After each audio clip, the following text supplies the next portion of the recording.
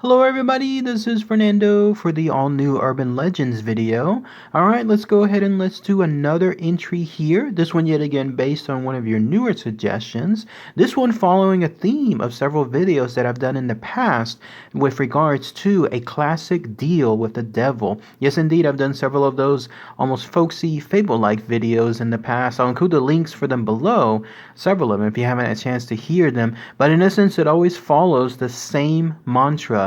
And that is, you make a deal with the devil, eventually you're going to have some unintended or purposeful doom befall you because of it. It's always like a trickster when it comes to this devil that's represented in these tales. But when I was reading this information, what makes it fascinating is that if you go to a particular location, apparently you can see the remnants of this doom. Apparently whatever befell these poor people because of their classic deal with the devil, you can see them now in person, and that gives you the idea that essentially you're looking at the physical remnants of that classic deal. But it has to do with this. It goes by various names, but the most common name is known as the urban legend of the Parson and Clerk. So let's go ahead and let's talk about all the fascinating information associated with this particular legend. So here's how it goes. First off, let's talk about the location itself. In fact, you're looking at a picture of it right now. Those spires or whatever those large rock formations that you see now are actually the Parson and the Clerk. Parson and the Clerk is what they're called.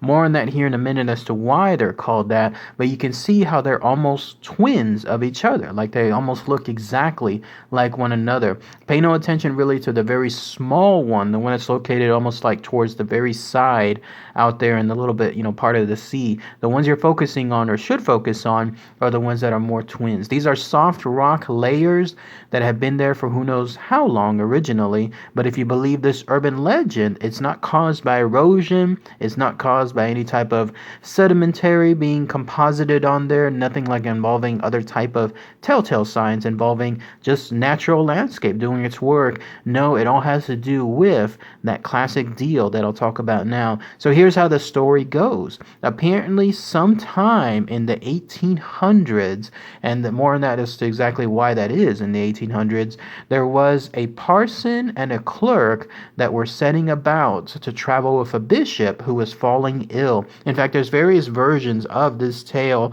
I'll go with the one that I read that makes the most sense, if you could call it that. To me, it's just the one that seems the most believable, but there's always different versions. So if there's others that you feel are more concrete when it comes to, I guess, their believability, by all means, but this is the one that at least that I favored on my end. So yes, the way the story goes is that this parson, which is another way of saying almost like a priest, and his clerk, which is another way of saying almost like his clergy, were making a journey based on a bishop. Apparently this bishop was falling ill. This was someone that I'm guessing at that point they must have realized he didn't have much longer to live. This was an ambitious priest that was making this journey, and that's because once this bishop actually befell and ended up dying, then the priest was eager to take over his spot. I'm guessing that there must have been competition between some of the other parsons/priests, and then that way he wanted to make sure that he was first. He was there, and then that way he was able to secure that spot as soon as possible. And the way I was reading this information, it seemed a little confusing to me, but I'm guessing, and that again, there could be another interpretation, but I'm guessing that when they were making the journey, the priest was with them at the same time. And that's because at various parts of the journey, they were checking up on on that bishop.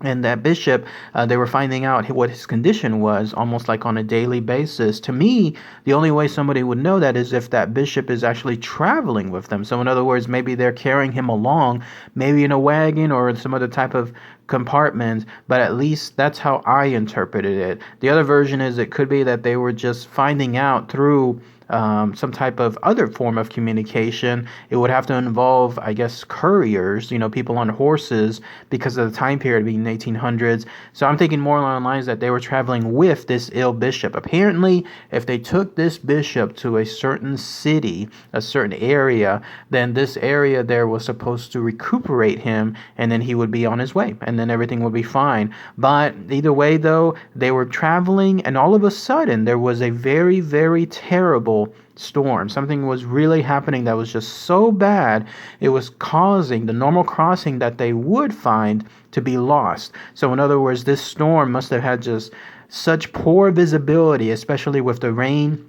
And then, of course, the cloud visibility, and who knows how much lightning and other natural factors were in there, that this Parson and his clerk were completely just lost. They lost their ways, and they ended up finding themselves miles and miles away where they normally would be, probably in an area that they'd never been to before. So when this happened, of course, that spelled even more doom for the bishop that was riding with them, because they needed to get to that right spot to make it in time. And in frustration, this priest, again, another word for parson, he in turn was so angry about the matter. Maybe he truly did care about the bishop. Maybe he really wanted him to live, or maybe he wanted to make sure that, again, he made the destination in time, so that way if the bishop, something happened to him, then he'll be first in line. He took it out on the clerk that was with him. He was very angry with what occurred, even if it wasn't, let's say, any responsibility or any fault of the clerk itself. I mean, how could a storm all of a sudden be someone else's fault? But either way, though, he was taking it out on him, probably not cursing him, but just tongue lashing him here and there. And then finally, at one specific point, that's when this priest said out loud these words. He said, "I would rather have the devil himself than you for a guide," because this entire trip he was using the clerk for the guide to find out exactly where they were. But here now they were terribly lost. So once he said those magic words, then boom, all of a sudden, out of nowhere, a horseman came by, and he stated, that if they needed a guide, he'll be happy to help them out. And so he was able to take them over to his location. Apparently, he had a giant mansion. It was very well kept. It was something that, it was a nice shelter, in other words, from the storm that they were encountering. And so the priest, the clerk, and this guide, and then also the bishop, all decided to stay within that household, within that mansion, at least until the storm subsided. And there they were, essentially, I guess, hearing about each other, telling tales and so on. It seemed like they were enjoying a feast as well. But sometime along that night period, that's when it happened.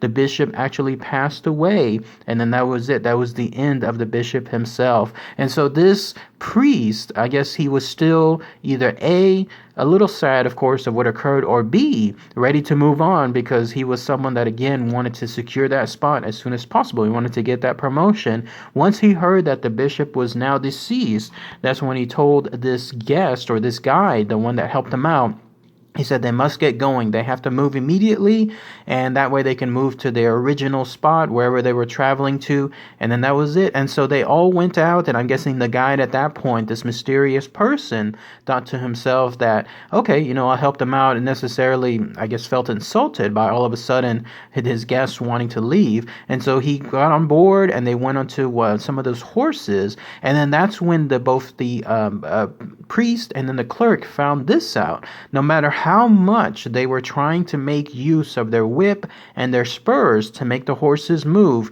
they absolutely refused to do so. I don't know if at this point, though, if the storm still was happening. My guess it really wasn't. My guess is that the storm had subsided, but it was probably still nighttime around that time period. Either way, though, the horses were not moving. There was no reason for them to not move, but there they were, just completely stand still. And so there they were, both the priest and the clerk, getting frustrated, not knowing essentially what was going on. I got the impression, though, that it was the actual priest himself that was more frustrated than the poor clerk. The poor clerk was probably just someone that was there just taking orders. They're not necessarily being able to do any kind of like, let's say, talking back to the priest himself. No, in this case, it seemed like he was someone that just basically had to take it from him. Either way, though, once again, this priest was getting so frustrated at the situation, these horses were moving anywhere, that once again out loud, he said another set of magic words. He said, "Devil take these brutes," meaning the horses themselves. But that's all that this mysterious guide needed. It was at that point that this mysterious guide then said, "Why, thank you, sir." And then that's when he, in turn, ordered the horses to go forward. They magically did so. They started galloping very, very quickly. And then lo and behold, they suddenly found themselves in this area. Again, you're looking at here now as far as these rock formations, as far as this cliff, in other words. And at that cliff, somehow, some way, this set of horses, along with the parson and the clerk, they galloped straight over the cliff itself. This mysterious guide apparently didn't follow them. Somehow he was able to jump off just at the right moment. But when he did so, he revealed himself as who he really was. And he was, of course, the devil himself. And that was, it was him all along, in other words. Once the priest made those earlier words as far as stating, I would rather have the devil himself than you for a guide, that's when he inadvertently had the devil come by and then follow his guidelines. He made that classic case, that classic contract with the devil to try to get to a certain area. And of course, the twist now became that he was going to get them there, but he was going to make sure that they wouldn't forget that deal. And so as this parson and the clerk were tumbling over the cliff, that's when apparently the devil used his magical powers, whatever powers he had. He turned both of them into stone, and then that way forever they shall be there as monuments to the greed, in other words, that this priest had. This priest wanted something to happen, almost it seems like, to the bishop, wanting to make sure that he could go over a promotion. So much so, in fact, that he invited the devil himself to be their guide, and there he was, the devil following up on that claim. And then when he did so, he was making them their victims himself, as far as the priest, and of course that poor clerk. And then he turned them into stone. And that's why if you go there to that location, to this very day, you look at those formations, those twin monuments that are there, you're looking apparently at the parson and the clerk. Those are those two people. They were turned into stone, facing forward, facing outwards, in other words, towards the sea, as again monuments to the greed that they had. And of course the devil went outward, and then he disappeared probably elsewhere, and then that was it. So that's essentially the most common urban legend associated with the parson and the clerk. Fascinating tale, though, when it comes to all of that. Makes you truly wonder, again, when you look at certain things and they look just like natural items, if there's truly something else behind the scenes related to them. Apparently, though, this entire urban legend may have been actually made up in the 1800s. Remember I was mentioning earlier why it's that particular timeline. Apparently, there was a book called Legends of Devon, and in it, there were some notes that were written, I guess, on an anonymous basis. And in it, it states that there was a little private society. They decided to come up with some tales, almost like some fictional tales. They wanted to create some lively ones, and then that way, almost like a whim, they could put it down in a book of sorts, almost like take all these notes, put them into one. Each one of them created their own little tales, and someone along the way apparently made up this legend as far as those twin formations. They must have thought to themselves, let me think about that. Let me see if I can create something as to why these things look so unique. In other words, that they look almost like twins, one from each other. And so apparently that's how the story goes.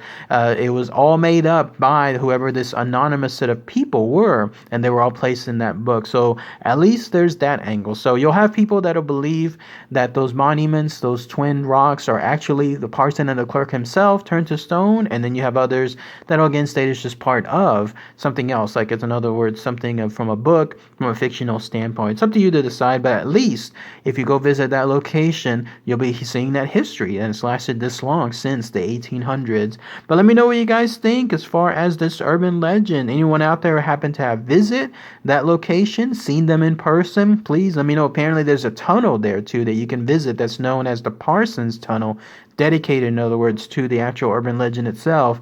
So, and I don't think I read any other information as far as supernatural things around that area. So it seems like everything is A-okay.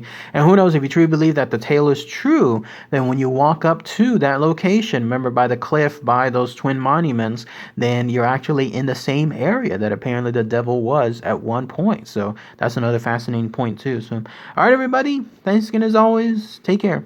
Bye.